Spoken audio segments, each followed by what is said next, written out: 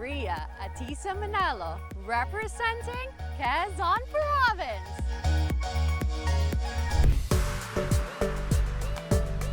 Hello mga kapuso! Ngayong araw, excited akong umuwi sa aking probinsya, Quezon Province. Kaya samahan niyo ako from Quezon City to Quezon Province. Tara! Ang tagal ko nang hindi nakauwi, parang ilang buwan na.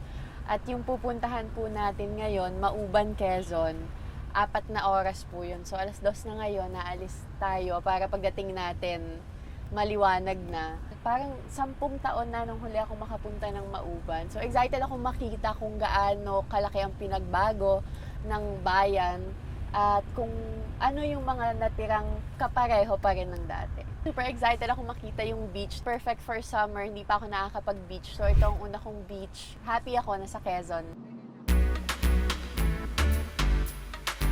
I'm excited to see what's bago here in Mauban, Quezon. We're here.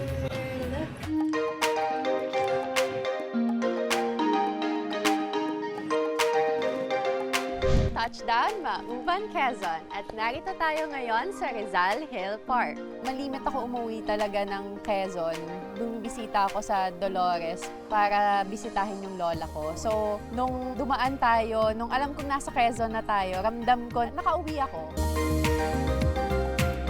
Bago pa tinayo rito ang monumento ni Dr. Jose Rizal, ay mahaba nang naging kasaysayan ng puok na ito ay dating bahagi ng napakalawak na Sierra Madre.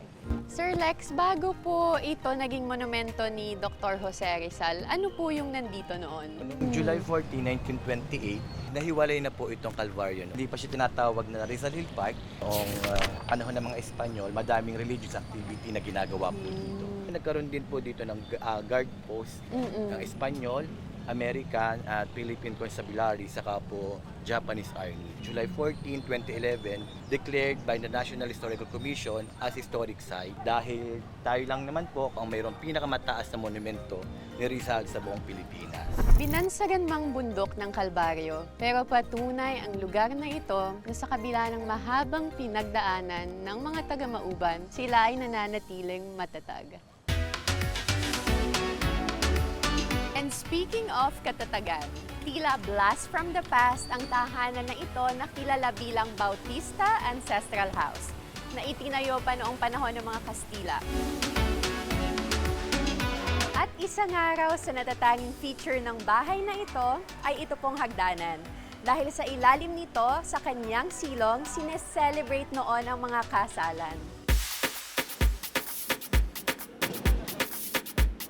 Hindi nagbago yung warmth ng mga tao. Kahit hindi ako umuwi doon sa bayan ko mismo, I'm home. Okay guys, after natin gumala sa bayan ng Mauban, now it's time for our main adventure. Let's sparkle under the sun. Let's go!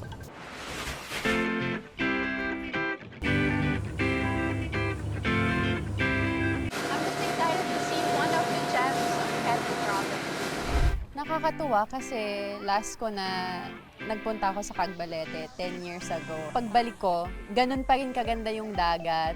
Kulay blue pa rin siya, kulay turquoise pa rin siya. Ganda ng kulay, oh! Turquoise!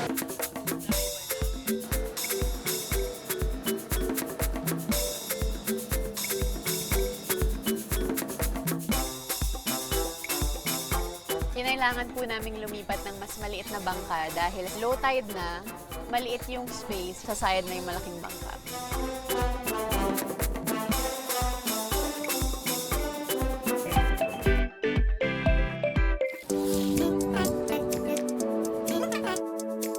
After almost an hour of boat ride to Cagbalete Island, I'm finally here in Yang In Sandbar.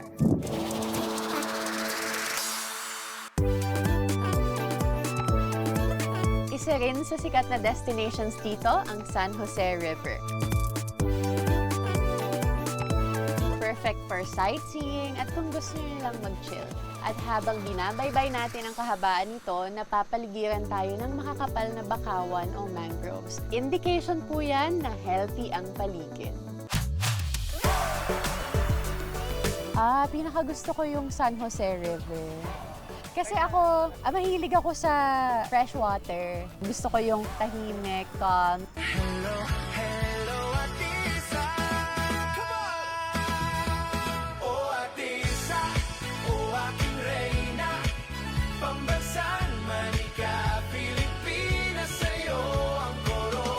Quezon is a huge place. May mga public transport. Talaga kung gusto magbakasyon, when you get here, sobrang iba, disconnect talaga sa lahat ng nakasanayan mo kasi nature. After whole day ng activities, nakakagutom. At yung signature dish lang din naman ng Mauban ang pag-uusapan, ito ang di dapat palampasing matikman. Pahingi nga ng tininghi. Kasama ko today si Ate Rosette para turuan ako ng kanyang recipe ng tininghi. Tapos po, ma'am, kailangan pong babaakin po natin yung yung takip po para po lumasa po yung Taba. yung taba. Sige po, Kunting tulungan lamas po lang, ako. ma'am. Ibababad pa po sa 30 minutes. Tapos po, ilalagay na po natin, ma'am, yung kanya pong gata. Kailangan pong pagsamasamahin po muna natin yung mga rekado. Matamis na yung amoy. Ibig sabihin po ba nun malapit na? Pag medyo brown na po yung kulay ng nyog, pwede na po natin tikman siya. Kanino nyo naman po natutunan? Doon po sa aking mga magulang po, yung mga ninuno ko po dito sa isla.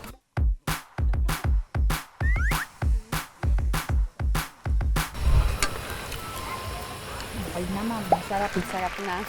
Kanina po hindi. Looks good.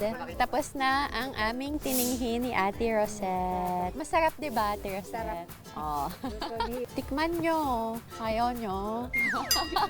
Pinaka natuwa ako na matuto ako ng bagong recipe. Mahilig kasi ako magluto. Sarap ng luto ko.